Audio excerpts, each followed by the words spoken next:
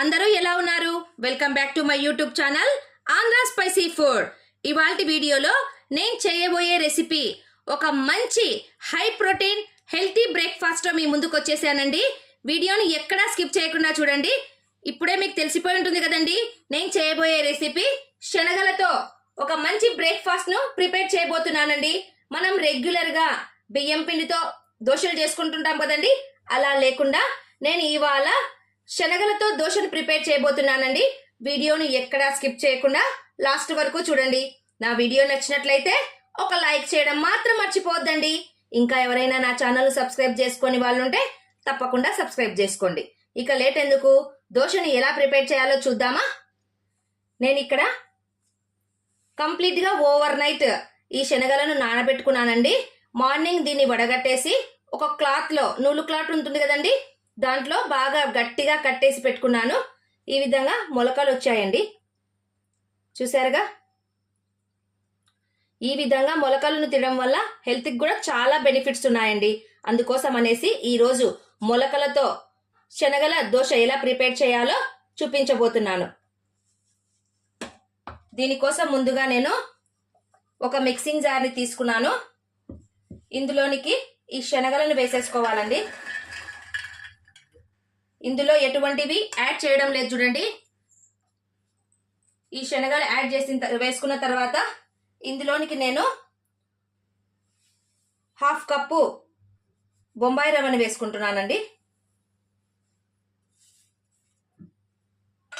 అలాగే 1/2 spoon జీలకర్రను add చేసేసుకుంటున్నాను చూడండి. దీంతో పాటు 2 ఇంచెస్ అల్లాన్ని వేసుకుంటున్నాను. అలాగే 1 కప్పు పెరుగుని యాడ్ చేసేసుకుంటున్నాను. దీంతో పాటు కొద్దిగా దోశ స్పైసీగా ఉండడం కోసం, టేస్ట్ కోసము నేను ఒక 10 మిరియాలను యాడ్ చేసుకుంటున్నానండి. కొద్దిగా కారం ఉంటే బాగుంటుంది కదండి, అలాంటి ఉద్దేశంతో నేను ఇక్కడ పచ్చిమిర్చిని 2 యాడ్ చేసుకుంటున్నానండి. ఇప్పుడు వీటిని బాగా మిక్సీ పట్టేసుకుందాము. మిక్సీ పట్టేటప్పుడే నేను ఇందులోనికి ఫ్రెష్ కొత్తిమీరను కూడా వేసేసుకుంటున్నాను చూడండి.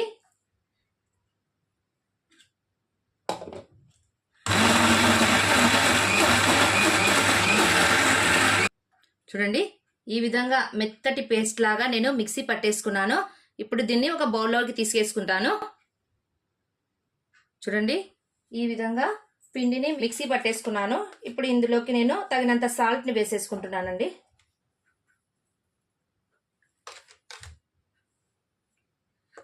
అలాగే కొద్దిగా వంట సోడాను కూడా యాడ్ చేసేసుకోవాలి. చూడండి, మరీ ఎక్కువ లేకుండా లైట్గా వేసేసుకుంటున్నాను. ఇప్పుడు బాగా కలిపేసి ఇంకా దోశ వేసుకోవడమేనండి. మనకు దోశ కోసము బ్యాటర్ రెడీ అయిపోయింది. సాల్ట్ వేసిన తర్వాత ఒక 2 సెకండ్స్ దీన్ని అలాగే ఉంచండి.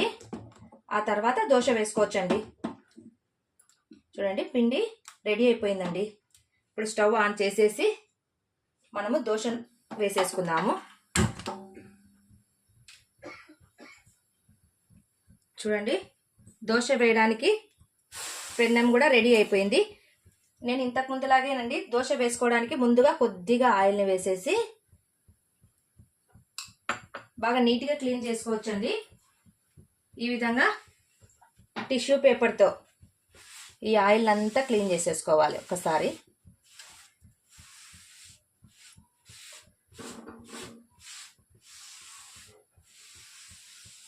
చూడండి, ఎంత క్లీన్ చేసినా కూడా మళ్ళీ డస్ట్ వచ్చేస్తుంది కదా, అందుకని ఈ విధంగా పెన్నం బాగా హీట్ ఎక్కిన తర్వాత ఈ విధంగా ఒకసారి క్లీన్ చేసుకోవాలండి పెన్నాన్ని. చూడండి,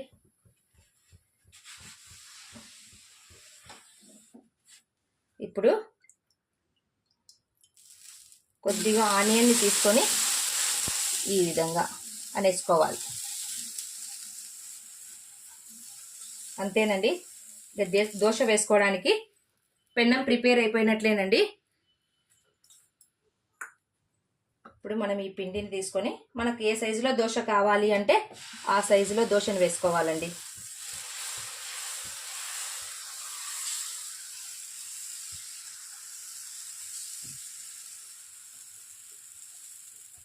చూసారుగా. ఇప్పుడు కాస్త ఆయిల్ని ఇందులోనికి వేసేసుకోవాలి.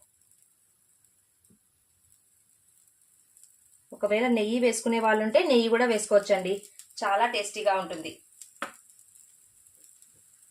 దోశ వేసేటప్పుడు ఫ్లేమ్ని ఎప్పుడూ కూడా హై ఫ్లేమ్లో పెట్టుకోకూడదండి, అప్పుడు దోశ మాడిపోతుంది. అందుకోసం అనేసి లో టు మీడియం ఫ్లేమ్లోనే దోశను వేసుకోవాలి. చూడండి, దోశ బాగా కాలిపోయింది కదా. చూడండి, తీయడం కూడా ఎంతో ఈజీ అండి. చూసారుగా. చూడండి కలర్ కూడా ఎంత బాగా వచ్చేసిందో కదా, రెడ్గా. ఈ విధంగా మొలకలతో చేసుకున్నటువంటి బ్రేక్ఫాస్ట్ హెల్త్కి కూడా చాలా అంటే చాలా మంచిదండి.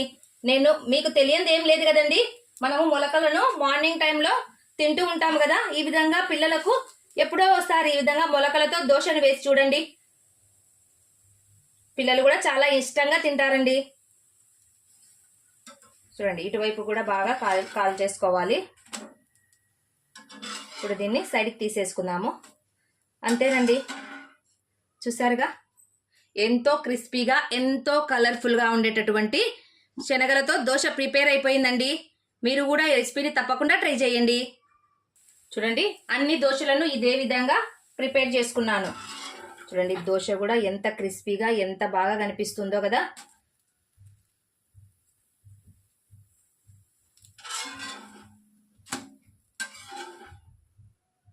అంతేనండి.